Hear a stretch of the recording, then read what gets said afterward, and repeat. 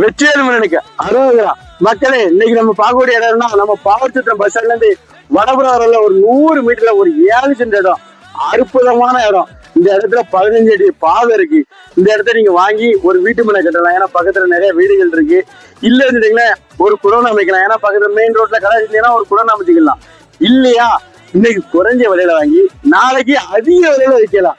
நல்ல தரமான இடம், சூப்பரான இடம், இயற்கையான இடம், மெயின் ரோடு பக்கத்துலயே ஒரு இடம்.